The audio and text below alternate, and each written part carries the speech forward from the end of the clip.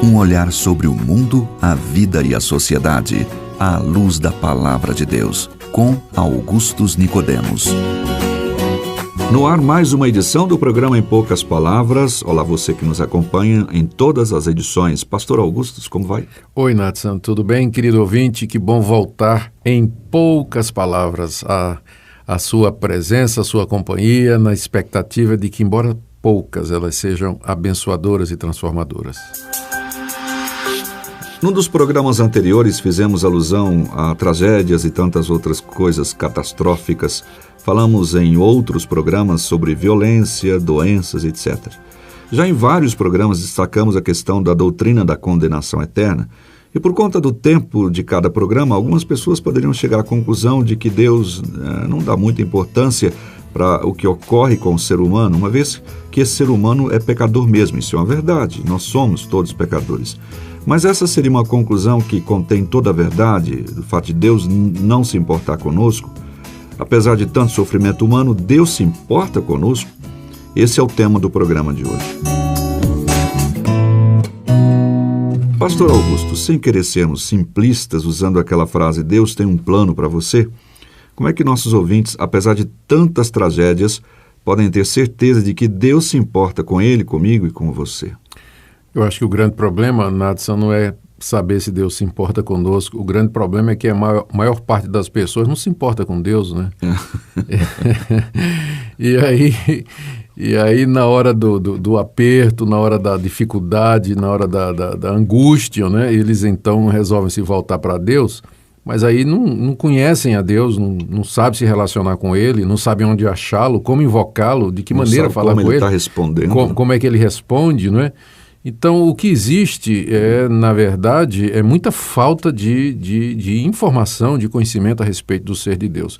Se as pessoas se importassem de fato com Deus e quisessem saber mais sobre Ele, viriam que o Deus, de acordo com a Bíblia, é um Deus que se preocupa, sim, que se preocupa e se importa com a sua criação.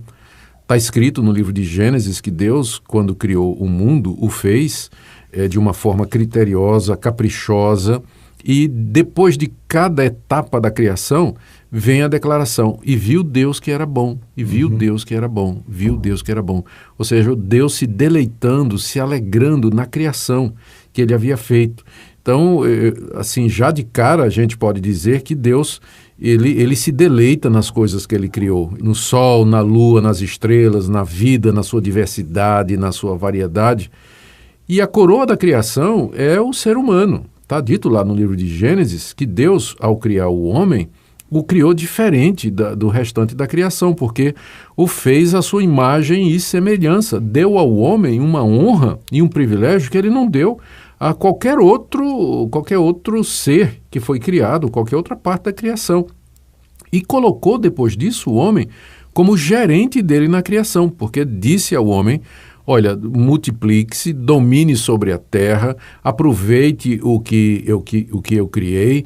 E Deus o colocou num jardim maravilhoso, né, para cuidar daquele jardim juntamente com a sua mulher.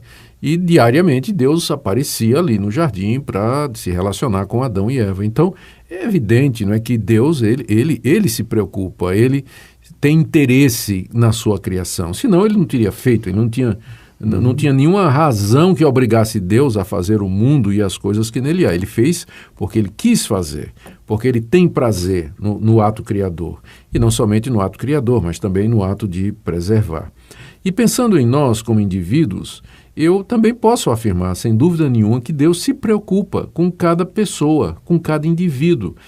O Salmo 139 é um salmo escrito pelo rei Davi, em que ele descreve o interesse de Deus por ele quando ele ainda era uma substância informe no ventre da sua mãe. Todos os dias estavam ali. Todos os dias já estavam enumerados e descritos, não é? Que Deus já conhecia tudo que ia acontecer na vida de Davi, e a presença de Deus lá no próprio útero, né? Davi descrevendo isso, Deus acompanhando o desenvolvimento daquela criança até que ela nasceu finalmente e seguiu seu rumo, né? Como mais tarde homem crescido aqui nesse mundo. Então Davi escreve esse salmo para falar da onisciência de Deus, da onipresença dele, da onipotência dele. É um Deus que cuida, é um Deus que se preocupa. Uma certa ocasião, Jesus Cristo disse aos seus discípulos, quando eles estavam temerosos, disse assim, que eles não se preocupassem, porque até os cabelos da cabeça deles estavam todos contados. Ora, se Deus não se preocupa conosco, né, qual o interesse dele em saber quantos cabelos eu tenho? Né? E Jesus... Tanto que ele sabe de tudo sobre tudo, né? O próprio Jesus disse que não cai um passarinho no chão se não for por permissão de Deus, né? Então, se as pessoas se interessassem por Deus, elas veriam que Deus tem um interesse pela sua criação. Esse é o amor do Deus Criador. A gente chama da providência de Deus, que é a maneira pela qual ele se relaciona com a criação, com o ser humano, com os seres vivos. E Deus cuida. Há vários salmos, e aqui queria desafiar você, encorajar você a ler especialmente o livro dos Salmos. Há vários salmos que exaltam o cuidado de Deus com a criação. Diz que a voz de Deus faz dar cria às corças, que a voz de Deus desnuda os montes, diz que Deus passeia na ventania, diz que a voz de Deus faz brotar os cedros do Líbano. O Deus que está presente na sua criação, que se preocupa com ela, e que naturalmente se preocupa com o ser humano, não é? Que acompanha a nossa vida. E eu não saberia dizer, eu creio que ninguém poderá dizer quantas vezes Deus interveio.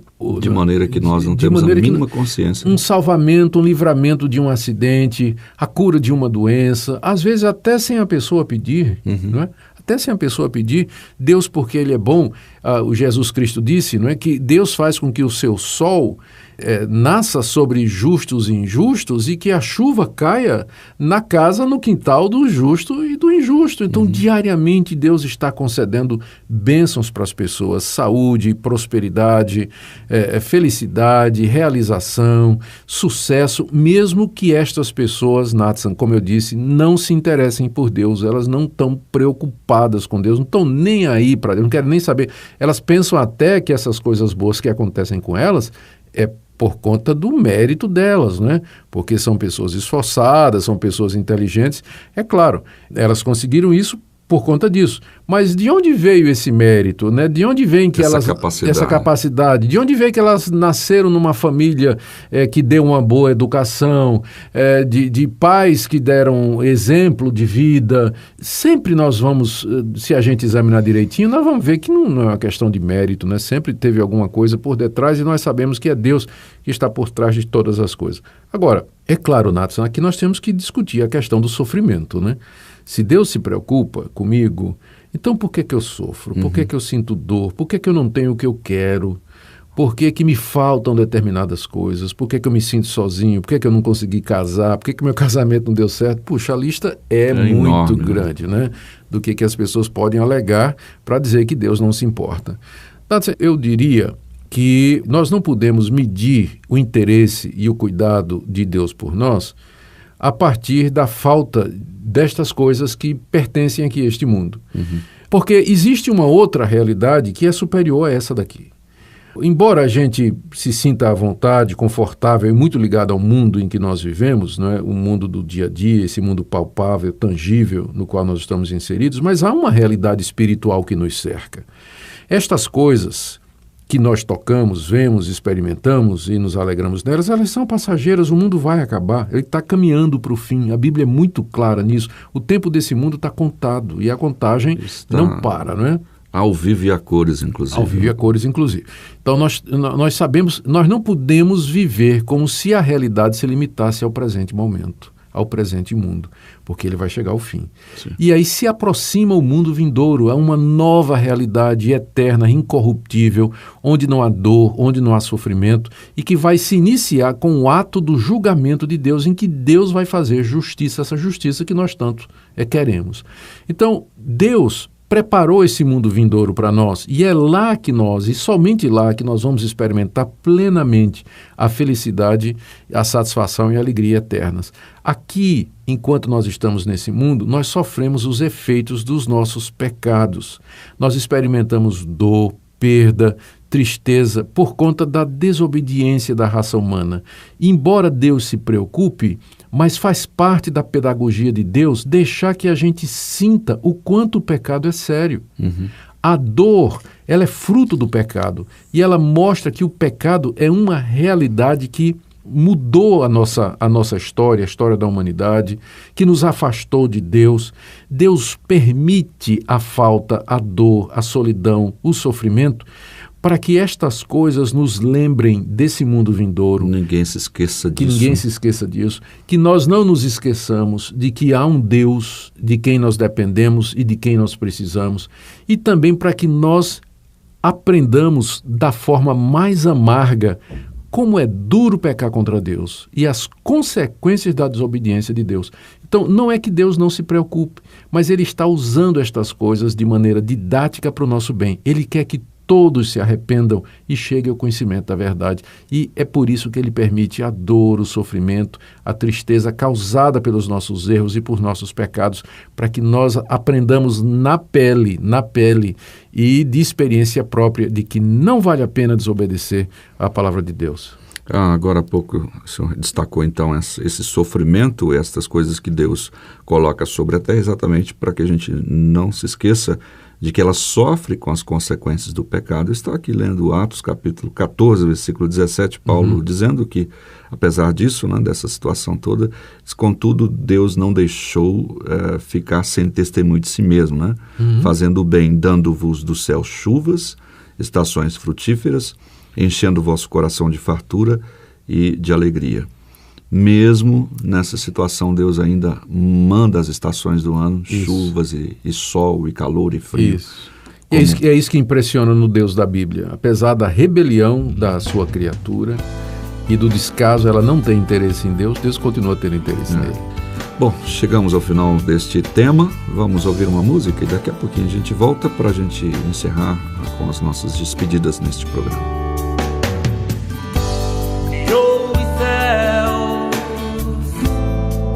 E o sol criou a terra e o mar, fez o homem a sua imagem, a lua e as estrelas são obras de tuas mãos. Criou o céu e o sol, criou a terra e o mar, fez o homem a sua imagem, a lua e as estrelas são obras de tuas mãos. A lua e as estrelas são obras de tuas mãos. Ele é Deus, Criador. Ele é Deus, Salvador. Ele é Deus, Consolador.